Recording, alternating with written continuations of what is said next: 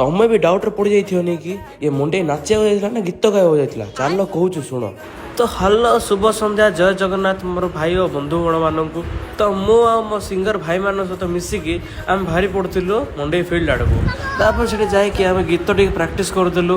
ପୁରା ଭଲସେ ପ୍ରାକ୍ଟିସ୍ କରିଦେଲା ପରେ ଆମେ ହର୍ଷି ସହିତ ଟିକେ କେଲି ଖଚଡ଼ ହେଇକି ଅଂଶୁର ହାତଟାକୁ ଧରିନା ହାଇ କରିଥିଲୁ। ସେତିକି ଭିତରେ ଦେଖିଲା ବେଳେ ଆମ ଚୁଟିର ପୁରା ବ୍ୟାଣ୍ଡ ବାଜି ଯାଇଥିଲା। ତାପରେ ଚୁଟିରେ ଆମେ ଯେଉଁ ୱେକ୍ସଟା କରେଇଥିଲୁ ସେଇଟା ପୁରା ସତ୍ୟାନାଶ ହେଇଗଲା ଭାଇ। ତାପରେ ବ୍ୟାକ୍ ଷ୍ଟେଜ୍ ଯାଇକିନା ଆମେ ଟିକେ ଗୁପ୍ତ ଭାଇ ସହିତ ମିଶିଗଲୁ। ଆଉ ଗୁପ୍ତ ଭାଇ ସହିତ ମିଶି ସାରିଲା ପରେ ଆମେ ସୌମ୍ୟ ଭଉଣୀ ସହିତ ଟିକେ କେଲି ଖଚଡ଼ ହେଲୁ। ସୌମ୍ୟ କହୁଥିଲା ଯେ ଗାଈ ଆଉ ମଇଁଷି ସେମ୍ ଆକା ବୋଲି। ତାପରେ ସେ ମୋ ନାଁ ପଚାରିଲା, ମୁଁ କ'ଣ କହିଲି ଶୁଣ, ଶମ୍ଭୁ ବ୍ଲଗ୍ସ। ତାପରେ ଆମର ଗୀତ ସରି ଯାଇଥିଲା। ଆଉ ଗୀତ ସରିଲା ପରେ ଆମେ ଗାଡ଼ିରେ ବସି ବାହାରି ପଡ଼ୁଥିଲୁ ଘରକୁ। ତାପରେ ଇନଷ୍ଟିଟ୍ୟୁଟରେ ଟିକେ ଆମର କିବୋର୍ଡଟା ରଖିବାକୁ ପଳେଇଗଲୁ। ସେଠି ଆମର ଟିକେ ଦହିବରା ଗୁଣ୍ଡ ଜିରା ଗୀତ ହେଇଗଲା। ତାପରେ ଆମେ ଘରକୁ ପଳେଇ ଆସିଥିଲୁ। ଏଟାର ଫୁଲ୍ ଭିଡ଼ିଓ ଦେଖିବା ପାଇଁ ଚ୍ୟାନେଲରେ ଯୋଡ଼ି ରୁହନ୍ତୁ। ଖିଲିଖିଲି ହସି ଦିଅ। ରହିଲି, ଜୟ ଜଗନ୍ନାଥ।